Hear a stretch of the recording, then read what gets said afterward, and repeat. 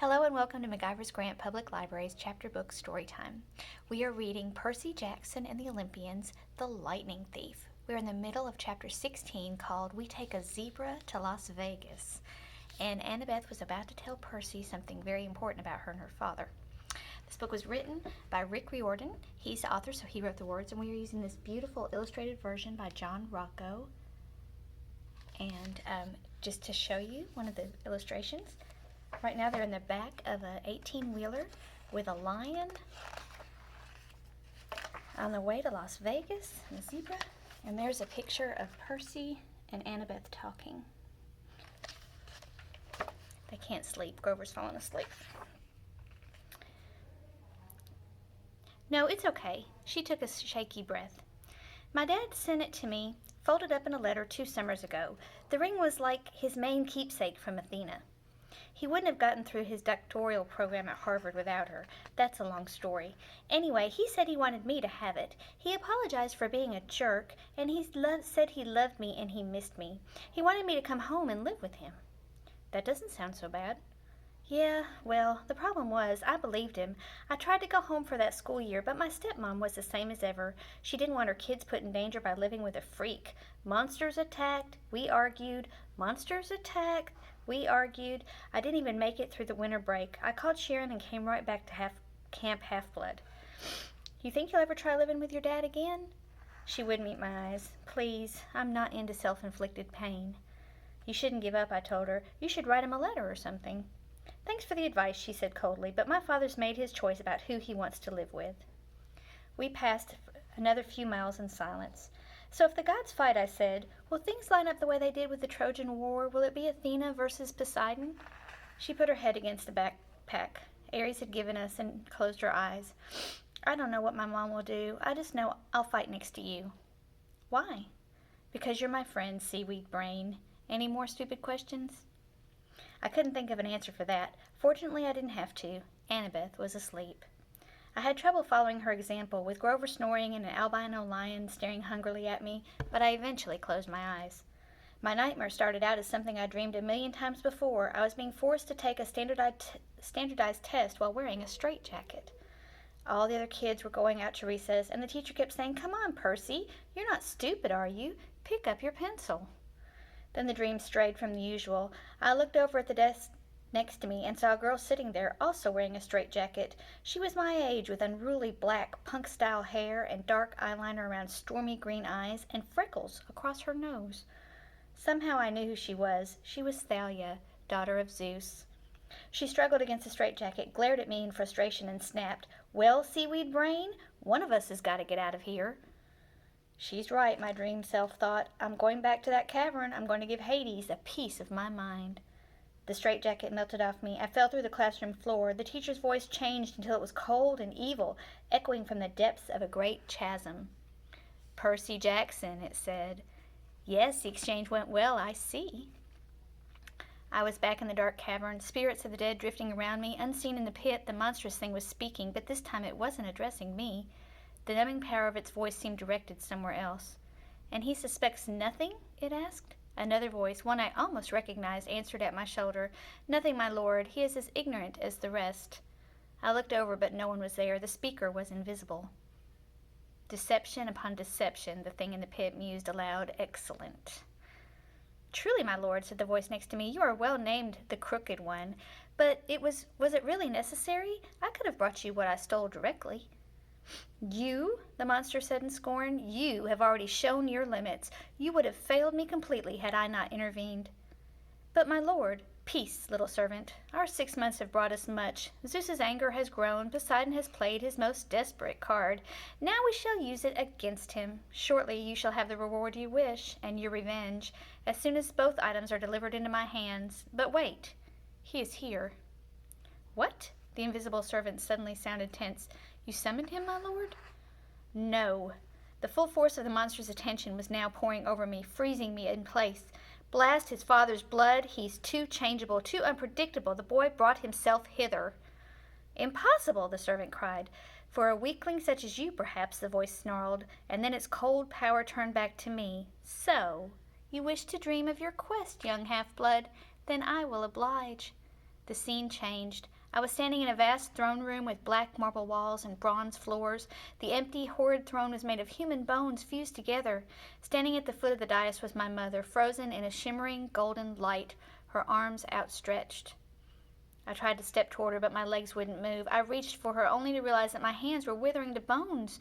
Grinning skeletons in Greek armor crowded around me, draping me with silk robes, wreathing my head with laurels that smoked with shimmer of poison, burning into my scalp. The evil voice began to laugh. Hail the conquering hero. And there's a picture. That is not a good dream, is it? Have you ever had a really bad dream like that when you woke up and you were just so glad you woke up? I woke with a start. Grover was shaking my shoulder. The truck stopped, he said. We think they're coming to check on the animals. Hide, Annabeth hissed. She had it easy. She had to just put on her magic cap and disappeared. Grover and I had to dive behind feed stacks and hope that we looked like turnips. The trailer doors creaked open. Sunlight and heat poured in. Man, one of the truckers said, waving his hand in front of his ugly nose. I wish I had hauled appliances. He climbed inside and poured some water from a jug into the animals' dishes. You hot, big boy? He asked the lion, and then splashed the rest of the bucket right in the lion's face. The lion roared in indignation. Yeah, the man said. Next to me, under the turnip sacks, Grover tensed. For a peace-loving herbivore, he looked downright murderous.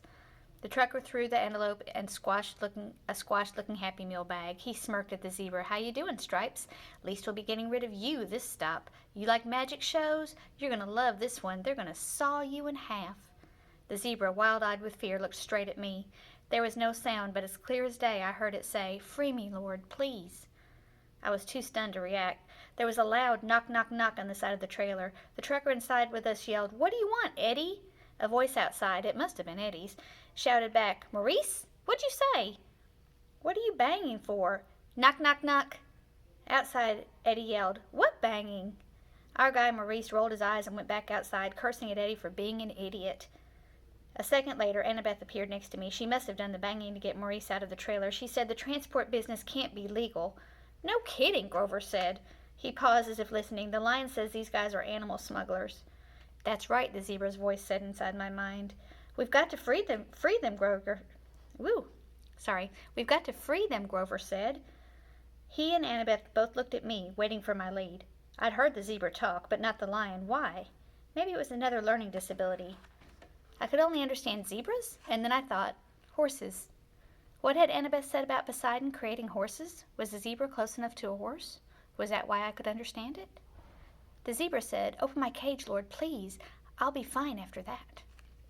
Outside, Eddie and Maurice were still yelling at each other, but I knew they'd be coming inside to torment the animals again any minute. I grabbed Riptide and slashed the lock off the zebra's cage. The zebra burst out. It turned to me and bowed. Thank you, Lord. Grover held up his hands and said something to the zebra in goat talk, like a blessing.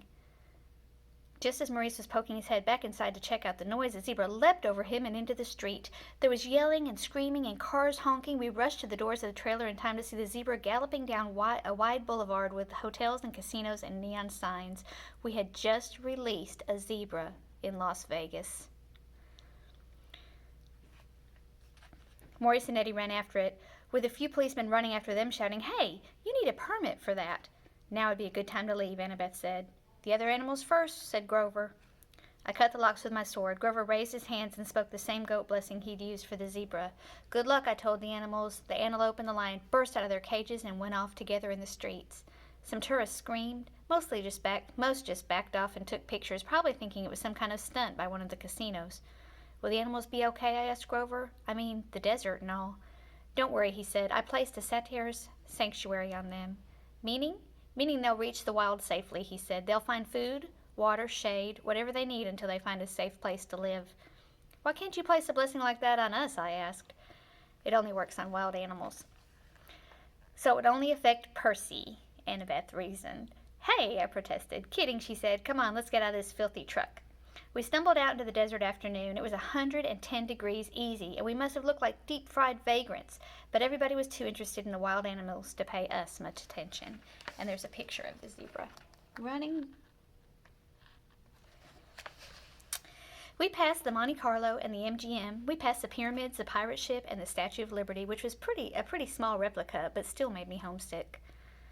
I wasn't sure what we were looking for. Maybe just a place to get out of the heat for a few minutes, find a sandwich and a glass of lemonade, and make a new plan for getting west. We must have taken a wrong turn because we found ourselves at a dead end, standing in front of the Lotus Hotel and Casino. The entrance was a huge neon flower, the petals lighting up and blinking. No one was going in or out, but the glittering chrome doors were open, spilling out air conditioning that smelled like flowers. Lotus blossom, maybe. I'd never smelled one, so I wasn't sure. The doorman smiled at us. "Hey, kids, you look tired. You want to come in and sit down?" I'd learned to be suspicious the last week or so. I figured anybody might be a monster or a god. You just couldn't tell. But this guy was normal. One look at him, and I could see. Besides, I was so relieved to hear somebody who sounded sympathetic that I nodded and said we'd love to come inside. Inside, we took one look around, and Grover said, "Whoa." The whole lobby was a giant game room, and I'm not talking about cheesy old Pac-Man games or slot machines. There was an indoor water slide snaking around the glass elevator, which went straight up at least 40 floors. There was a climbing wall on one side of the building and an indoor bungee jumping bridge, and there were virtual reality suits with working laser guns and hundreds of video games, each one the size of a widescreen TV. Basically, you name it, this place had it. There were a few other kids playing, but not that many. No waiting for any of the games. There were waitresses and snack bars all around and serving every kind of food you can imagine. "Hey," a bellhop said. At least I guess he was a bellhop. He wore a white and yellow Hawaiian shirt with Lotus designed shorts and flip-flops. "Welcome to Lotus Casino. Here's your room key." I stammered, but... No, he said, laughing. "The bill's taken care of. No extra charges, no tips. Just going up to the top floor, room 4001. If you need anything, like extra bubbles for the hot tub or skeet targets for the shooting range or whatever, just call the front desk. Here are your Lotus cash cards. They work in the restaurants and on all the games and rides." He handed us each a green plastic credit card. I knew there must be some mistake. Obviously, he thought we were some millionaire's kids, but I took the card and said, "How much is on there?" His eyebrows knit together. "What do you mean?" "I mean, when does it run out of cash?" He laughed. "Oh, you're making a joke. Hey, that's cool. Enjoy your stay." We took the elevator upstairs and checked out our room. It was a suite with 3 separate bedrooms and a bar stacked with candy, sodas, and chips, a hotline to room service, fluffy towels and water beds with feather pillows, a big screen television with a satellite and a high-speed internet. The balcony had its own hot tub, and sure enough, there was a skeet shooting machine and a shotgun so you could launch clay pigeons right over Las Vegas skyline and plug them with your gun. I didn't see how that could be legal, but I thought it was pretty cool. The view over the strip and the desert was amazing, though I doubted we'd ever find time to look at the view with a room like this. "Oh, goodness," Annabeth said. "This place is sweet," Grover said. "Absolutely sweet." There were clothes in the closet, and they fit me. I frowned, thinking this was a little strange. I threw Aries' backpack in the trash can. We wouldn't need that anymore. When we left, I could just charge a new one at the hotel store. I took a shower, which felt awesome after a week of grimy travel. I changed clothes, ate a bag of chips, drank 3 Cokes, and came out feeling better than I had in a long time. In the back of my mind, some small problem kept nagging at me. I'd had a dream or something. I needed to talk to my friends, but I was sure it could wait. I came out of the bedroom and found that Annabeth and Grover had also showered and changed clothes. Grover was eating potato chips to his heart's content, while Annabeth cranked up the National Geographic channel. "All those stations," I told her, "and you turn on National Geographic. Are you insane?" "It's interesting." "I feel good," Grover said. "I love this place." Without even realizing it, the wings sprouted out of his shoes and lifted him a foot off the ground and back down again. "So what now?" Annabeth said. "Sleep?" Grover and I looked at each other and grinned. We both held up our green plastic Lotus cash cards. "Playtime," I said. And there's a picture of the Lotus Hotel. And we're going to start there next time. Have a great day.